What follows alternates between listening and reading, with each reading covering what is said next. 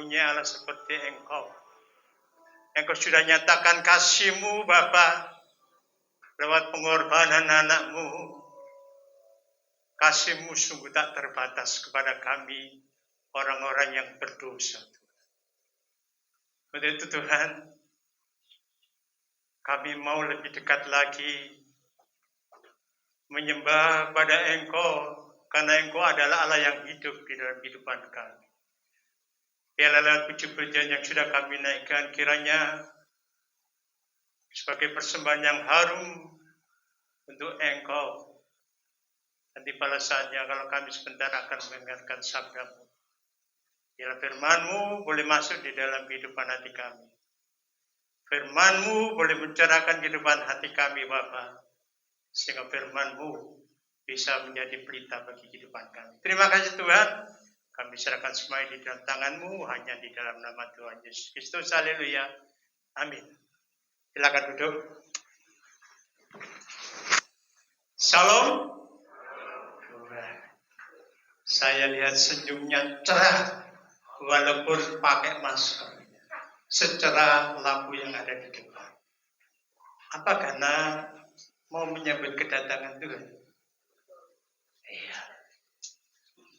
Kita patut bersyukur pada pagi hari ini, walaupun di sana sini masih kondisi tidak memungkinkan untuk kita bersukaria secara maksimal mungkin seperti halnya di tahun-tahun yang terdahulu. Tetapi kalau kasih itu ada di dalam kehidupan kita lewat Kristus yang sudah nyata lahir, kita patut berbangga. Pada pagi hari ini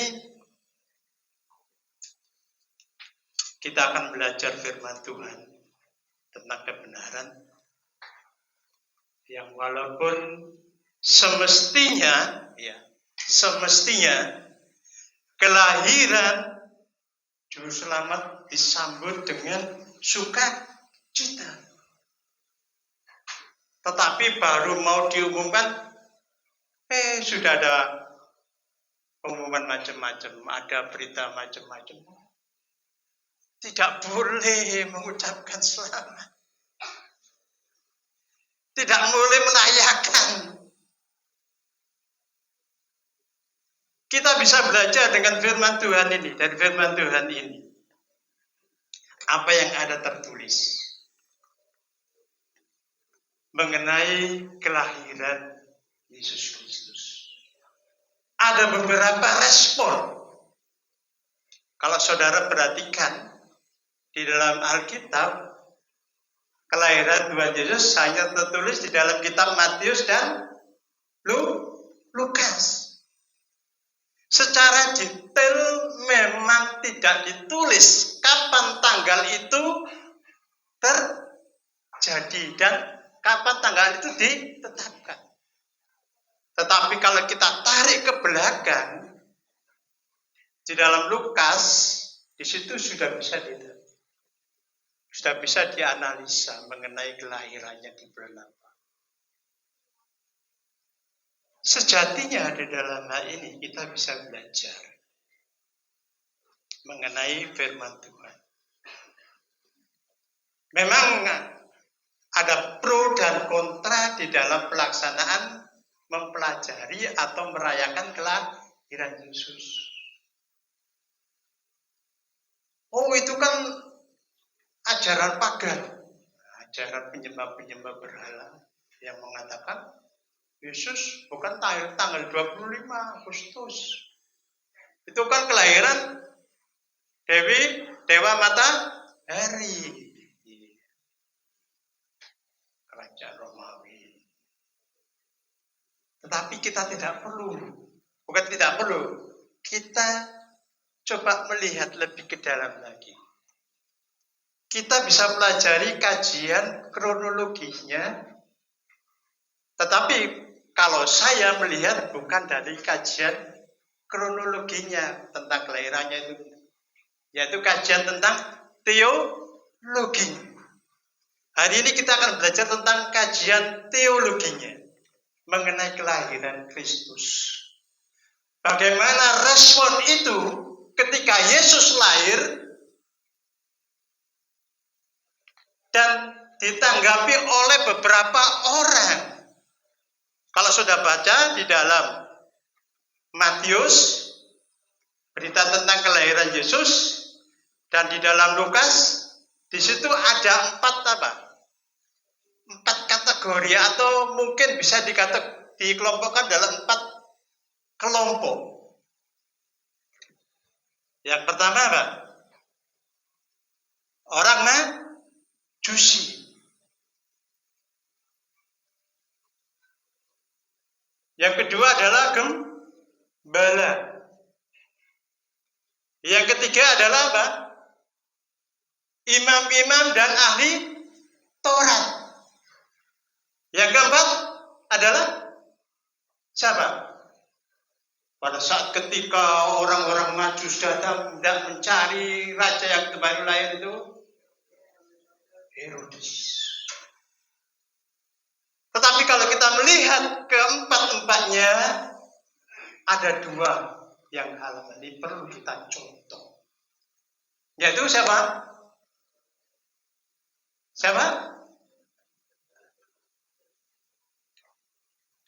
Gembala dan orang Majus. Kita belajar pada pagi hari ini tanggapan dari kedua, yaitu orang Majus dan gembala. Nanti kita akan singkat ya waktunya katanya. Ya. Betulnya butuh waktu yang banyak. Tapi kebetulan saya lihat, ringkas saja ini ya. Jadi saudara kekasih di dalam Tuhan, ketika berita Natal ini disampaikan, fokuskan hati saudara di dalam menerima. Ketika engkau tahu bahwa yang datang juru selamat, engkau meresponi dengan segenap hati. Karena disitunya nanti akan kemuliaan yang dari Allah di tempat yang maha tinggi akan turun, dan damai sejahtera itu akan beserta mereka. Tentunya pada orang-orang yang diperkenan. Orang-orang yang diperkenan. Kalau orang-orang yang tidak diperkenan, tidak ada damai sejahtera. Walaupun mempunyai harta banyak, kalau tidak diperkenan Allah, kemuliaan yang dari Allah yang tempat maha tinggi, dan damai sejahtera itu tidak akan didapat. Jadi yang mendapatkan adalah orang-orang yang diperkenan oleh Allah, oleh Tuhan.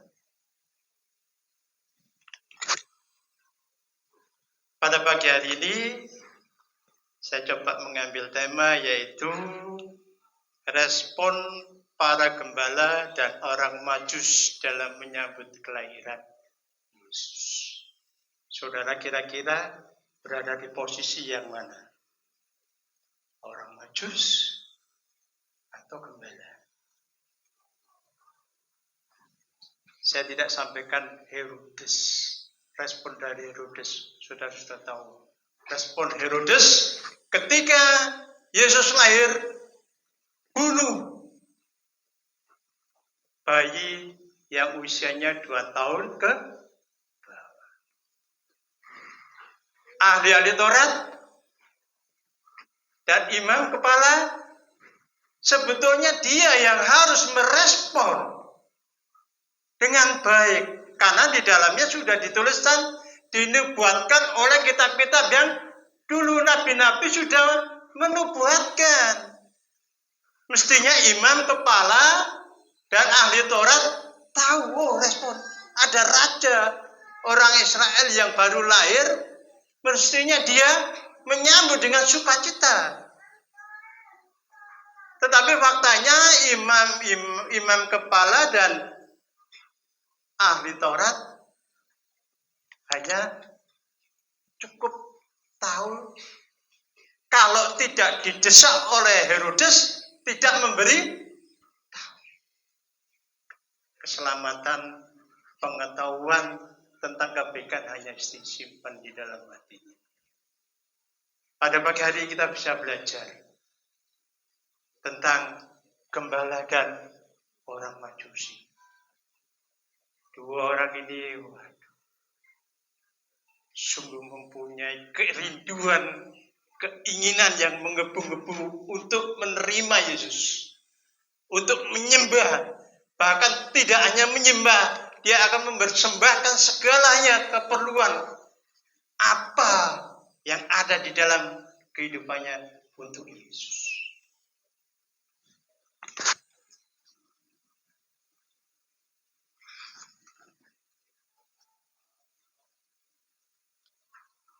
Saudara kasih dalam Tuhan, kita ambil tema yang mana dulu? Kita bahas yang gembala atau yang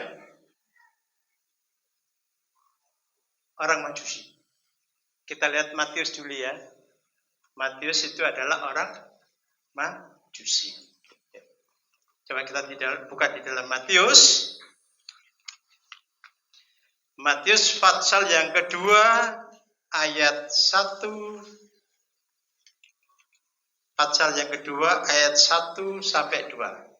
Saya akan percepat ya.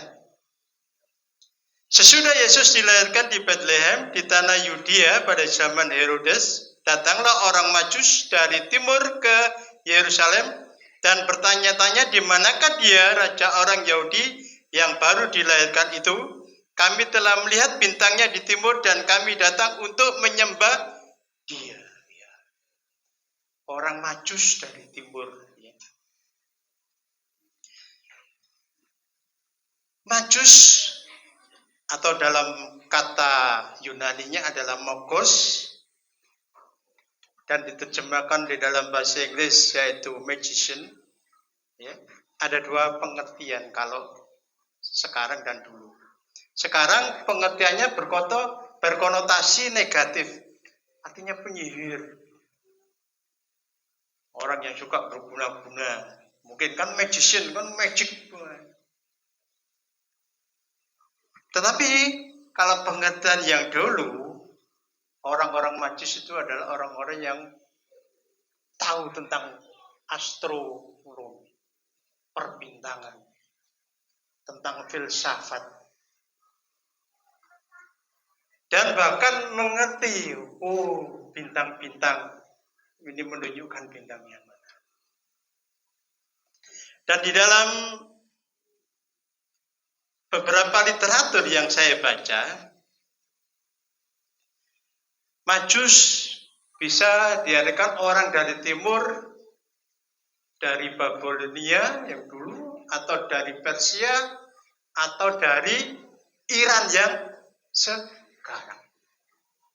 Dan coba saya kembangkan, lihat jarak antara Iran dan Bethlehem waktu itu Yerusalem, karena Bethlehem masuk wilayah Yerusalem itu adalah kurang lebih diperkirakan antara 800 sampai 1000 kilometer. Jadi bayangkan jarak jauh. Pada saat ketika itu belum ada kendaraan yang memadai. Hanya menggunakan apa?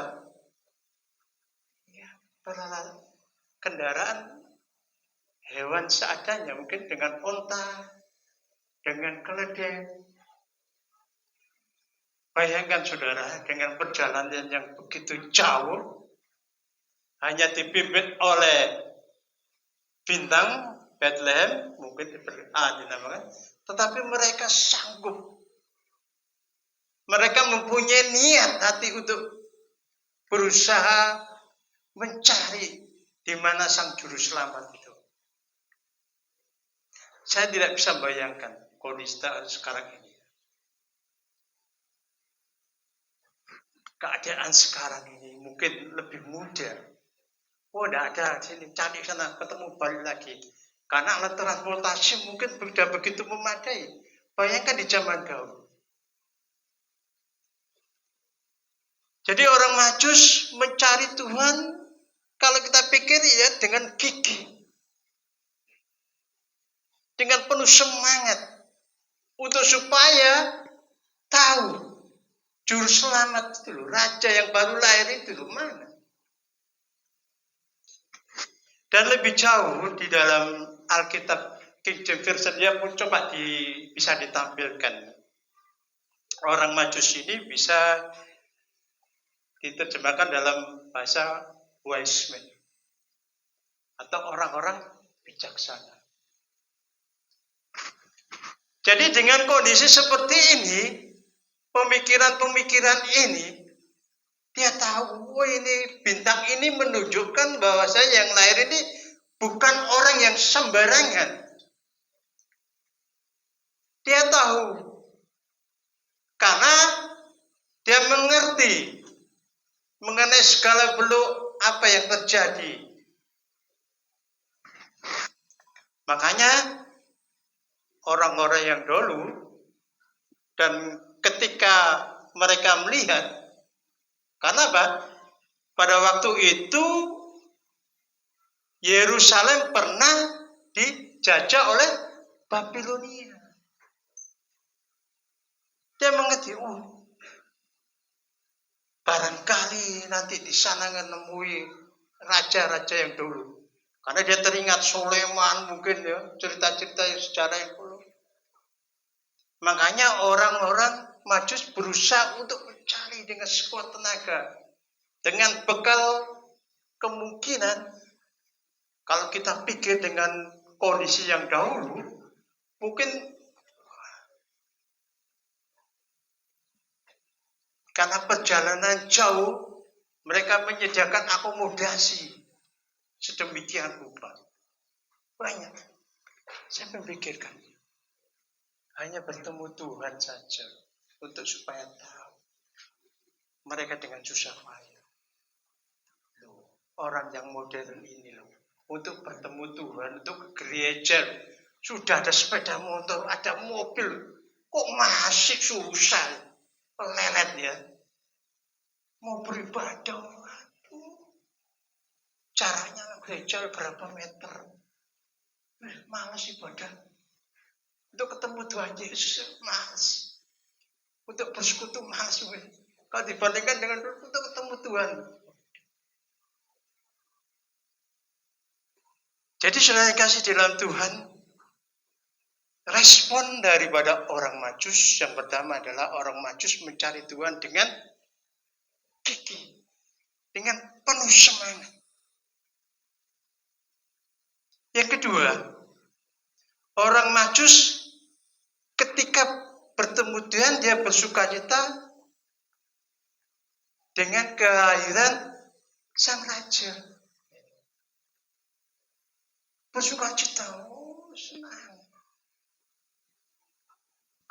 Di dalam Matius pasal 8 ayat yang kedua, Kita baca. Kemudian ia menyuruh mereka ke Bethlehem, katanya pergi dan selidikilah dengan seksama hal-hal mengenai anak itu, dan segera sesudah kamu menemukan dia, kabarkanlah kepadaku supaya aku pun datang menyembah dia. Setelah mendengar kata-kata raja itu, berangkatlah mereka dan lihatlah bintang yang mereka lihat di timur itu mendahului mereka hingga tiba dan berhenti di atas tempat di mana anak itu berada. Ketika mereka melihat bintang itu, sangat bersukacitalah mereka.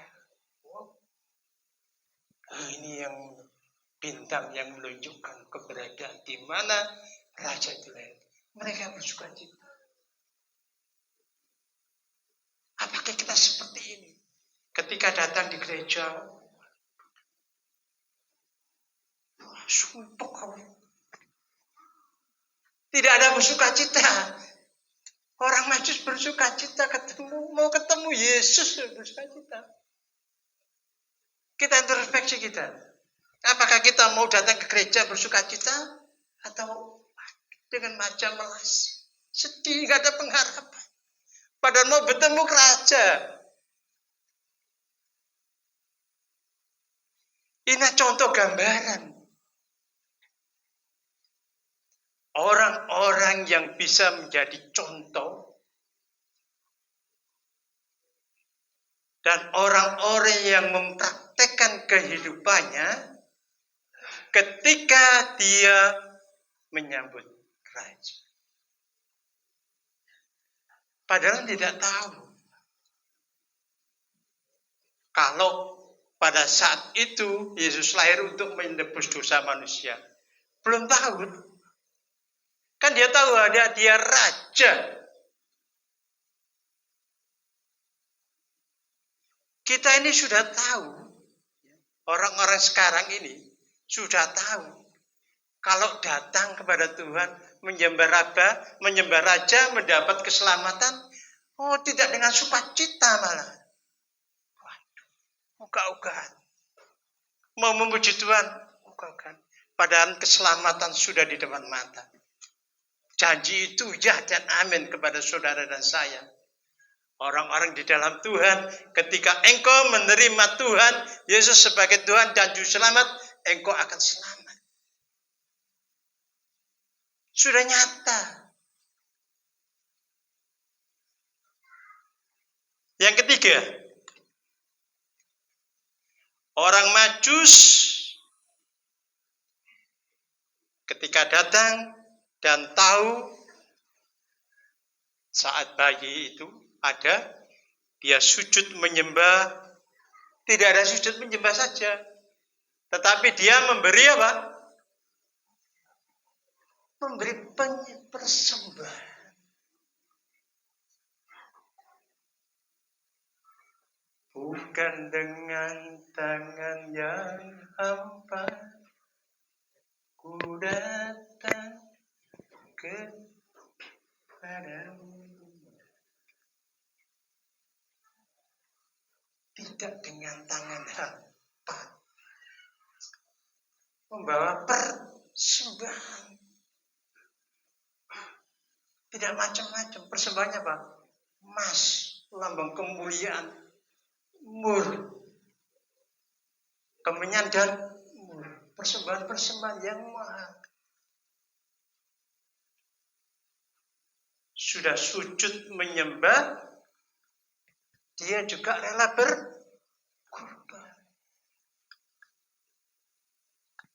Matius, kita baca di dalam pasal yang kedua, ayat yang ke-11. Maka masuklah mereka ke dalam rumah itu dan melihat anak itu bersama Maria ibunya, lalu sujud menyembah. Dia dan mereka membuka tempat harta bendanya dan mempersembahkan persembahan kepadanya, yaitu emas, kemenyan dan mur. Sudah bersusah payah untuk mencari. Setelah ketemu bersuka cita. Tidak cukup bersuka cita, dia menyembah. Tidak hanya menyembah saja, dia memberikan persembahan secara jasmani. Jadi secara rohani dan jasmani, semuanya untuk Engkau. Patut dicontoh. Apakah kita bisa sama seperti meneladani orang Majus dari timur? Ketika engkau datang kepada Tuhan, engkau dengan tulus menyembah, engkau dengan sukarela memberikan materi, bukti bahwa engkau berkorban untuk pelayanan, untuk segala macam hal yang dibutuhkan. Kalau saya pikir, orang Majus ini orang-orang yang hebat, sudah pinter, ya. Mau-maunya dia perjalanan jauh, dia mau menyembah, dia mau mempersembahkan segala sesuatu yang dia miliki, kekayaan. Kita pun belum tentu sama, belum tentu bisa. Wah, sudah cukuplah gereja menyembah, sudah cukup. Datang dengan membawa orang saja.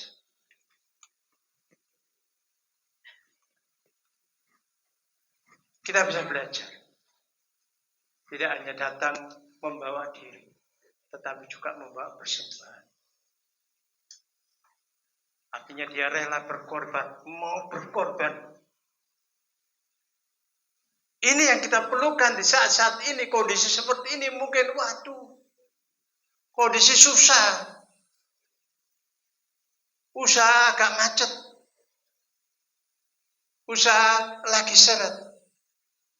Nggak usah berkorban. Tapi kalau Tuhan ada di dalam kehidupan kita, berapapun yang kau punya, engkau digerakkan, kau berikan kepada Tuhan.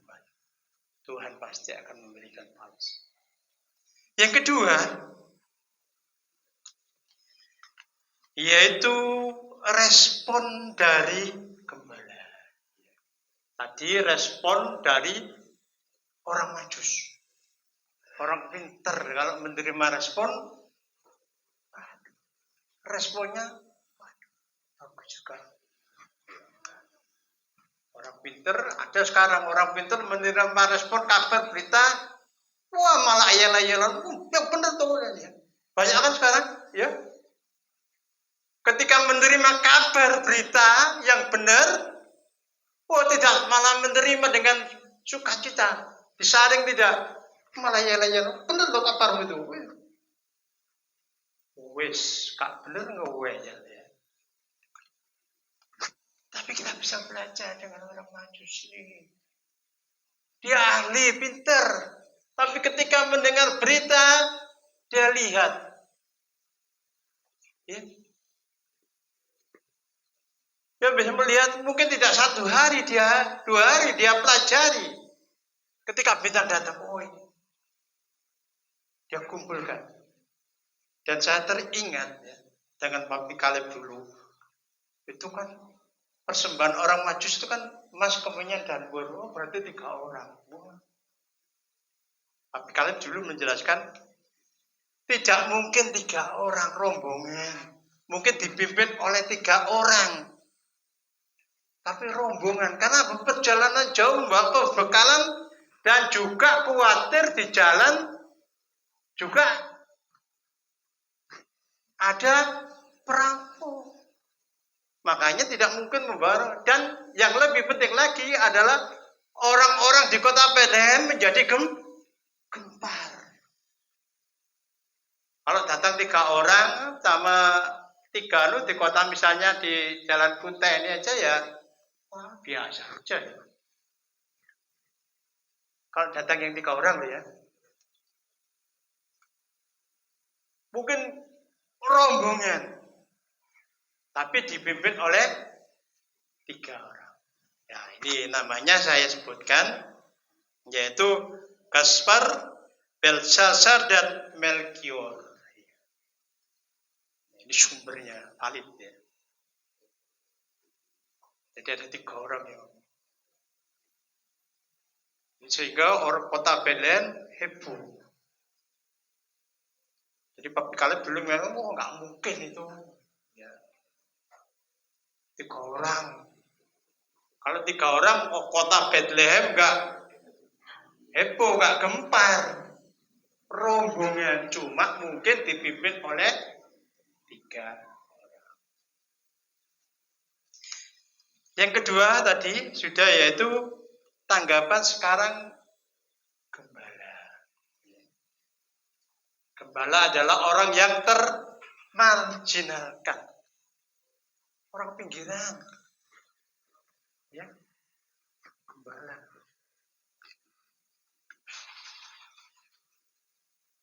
Jadi sudah orang kaya, orang pintar, orang tenaga. Sekarang tanggapan gembala, respon dari gembala, orang yang terpinggirkan, orang yang pekerjaannya anggon domba, anggon wedhus iso opo sih? Seringkali kan kita gitu, waduh, kamu jangan ikut-ikutan, kamu iso opo. Kita melihat respon daripada gembala, yaitu di dalam Lukas, karena hanya 2 Injil ini yang menulis berita tentang kelahiran Yesus. Tadi sudah di Matius, sekarang di Lukas. Lukas pasal yang kedua, ayat 10 dan ayat 12. Bagaimana ketika gembala menerima berita sukacita daripada Tuhan? Lukas pasal 2 ayat 10 sampai 12. Lalu kata malaikat itu kepada mereka, jangan takut, sebab sesungguhnya aku memberitahukan kepadamu kesukaan besar untuk seluruh bangsa. Hari ini telah lahir bagimu juru selamat, yaitu Kristus Tuhan di kota Daud. Dan inilah tandanya bagimu, kamu akan menjumpai seorang bayi dibungkus dengan lampin dan terbaring di dalam palungan. Saudara pernah berpikir tidak? Ketika orang yang mungkin di dalam pengetahuan standar rendah, ketika menerima berita besar, apa respon saudara yang pertama kali?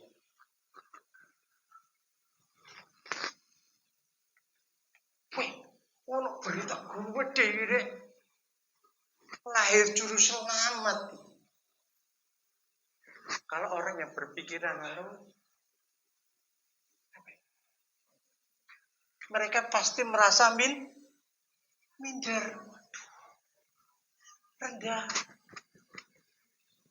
Kok isoknya kayak gitu ya? Gembala kok mana menerima berita ini? Menerima berita yang pertama kali, A1. Ya. Kalau di dunia informan, A1 berarti pasti benar. Menerima sumber dari aslinya, dari asalnya.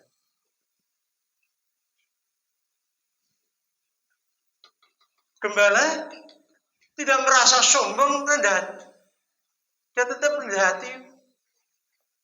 Tidak gembor-gembor kemana-mana. Nanti di ayat berikutnya, dia sampaikan, aku menerima kabar ini loh. Dia rendah hati.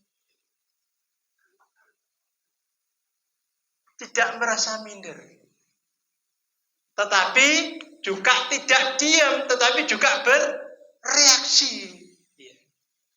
Ada kan orang menerima berita, sudah menerima kabar besar, kabar baik, dia minder, arep tak sampai noko isi, arep tak kabar iki lho, bener ini, mau tak saya sampaikan, tapi kok gak enak Gembala tidak. Ketika dia mendengar kabar, berita, dia langsung gerak. Dia percaya dan langsung melakukan apa yang diberitakan oleh malaikat. Jadi orang yang berpikiran biasa-biasa, termarginalkan, mendengar berita besar, dia langsung bereaksi. Kemana? Yaitu ke tempat yang dimana malaikat tunjukkan. Bahwa hari ini telah lahir bagimu, yaitu Yesus Kristus di kota Daud. Apa responnya? Dia langsung ke sana.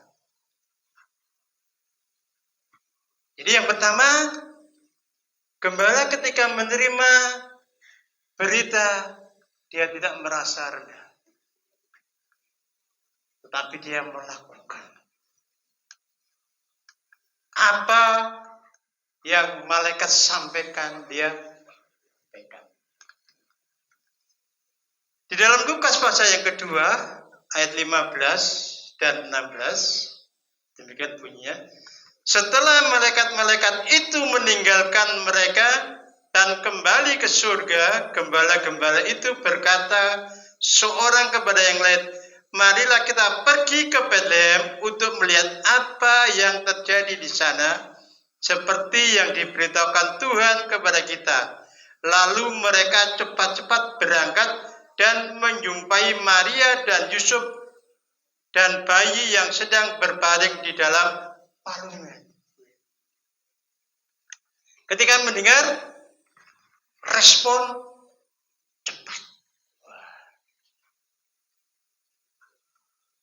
Patut nggak dicintai?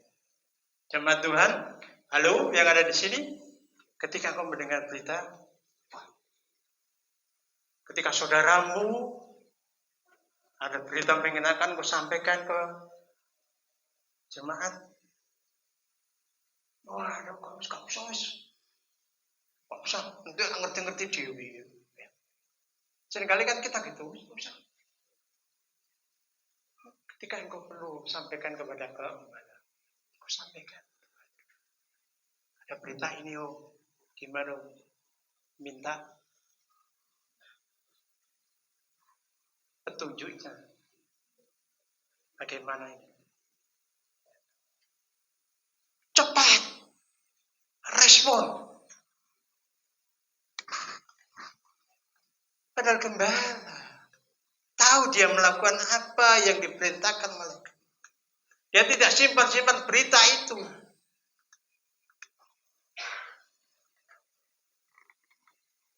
Dan yang ketiga yaitu semangat meneruskan kabar berita. Setelah gembala melihat faktanya, memang ada bayi yang lahir, dia meneruskan berita. Semangat meneruskan berita, mengabarkan berita. Di dalam Lukas pasal yang kedua ayat 17-18, demikian. Dan ketika mereka melihatnya, mereka memberitahukan apa yang telah dikatakan kepada mereka tentang anak itu, dan semua orang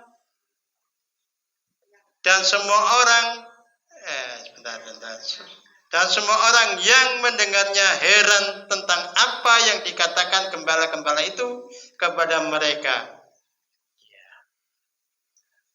Orang-orang yang cepat dia beritakan.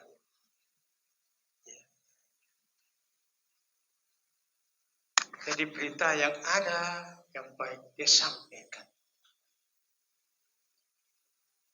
Saudara yang kasih dalam Tuhan.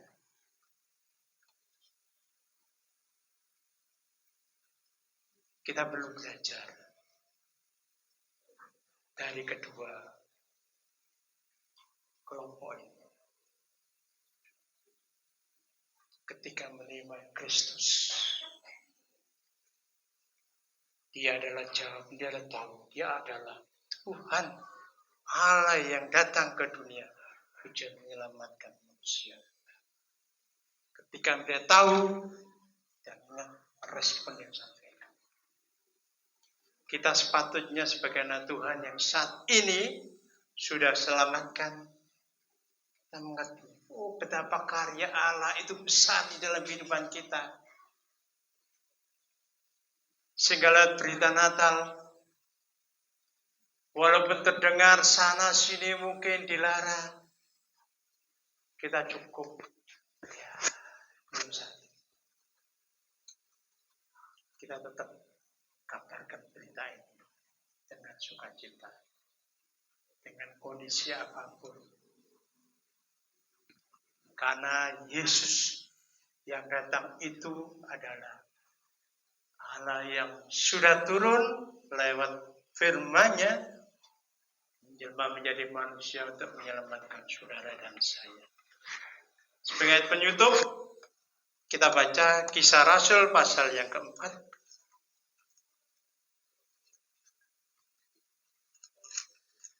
Kisah Rasul pasal yang keempat, ayat yang ke-12. Dan keselamatan tidak ada di dalam siapapun juga selain di dalam Dia. Sebab di bawah kolong langit ini tidak ada nama lain yang diberikan kepada manusia yang olehnya kita dapat diselamatkan. Tidak ada keselamatan kalau tidak lewat Yesus. Keselamatan hanya ada di dalam Yesus. Tidak ada nama di kolong langit ini yang Tuhan berikan. Hanya ada di dalam nama Yesus. Itulah yang menjadi pegangan saudara dan saya. Kalau saudara dan saya ingin selamat, saudara dan saya harus tetap ada di dalam Yesus. Harus tetap percaya Yesus. Apapun yang terjadi, kalau Yesus ada di dalam kehidupanmu dan engkau mempercayakan kehidupanmu kepada Dia, engkau pasti selamat. Karena di luar itu tidak ada keselamatan. Jadi melalui kedatangan Tuhan, Yesus, ya, walaupun kejadiannya 2000 tahun yang lalu, ya, kalau engkau memperingati setiap hari pun, ada masalah tidak? Ya ada ya. Karena di dalam Lukas tadi katakan, pada hari ini telah lahir bagimu, yaitu Yesus Tuhan di kota Daud. Ya tentunya di dalam ini kita tidak melihat Yesus hanya sebagai bayi saja. Iman kita juga bertumbuh. Iman kita bisa melangkah lebih maju. Itulah yang bisa sampaikan. Kiranya firman Tuhan bisa menjadikan tema. Hemdang WL. Maka saat ini kami mengangkat tangan kami Tuhan. Biar Engkau memegang setiap tangan anak-anak yang terangkat. Dan Engkau menyertai dan memberkati saat ini. Maka sekarang sedang jemaat dikasihi Tuhan pulanglah. Dan terimalah berkat. Terimalah kasih. Terimalah sukacita. Terimalah damai sejahtera daripada Allah Bapa di dalam cinta kasihnya Tuhan Yesus Kristus serta dalam persekutuan Roh-Nya yang kudus yang selalu menyertai engkau, yang selalu menjaga, melindungimu, bahkan memberkati engkau mulai saat ini sampai Maranatha Tuhan Yesus datang kedua kalinya. Bila kita menerima semua berkat ini hanya di dalam nama Tuhan Yesus Kristus dan biar kita semua percaya katakan amin. Selamat siang, Tuhan berkati. Silakan tunggu sebentar dan mendaftarkan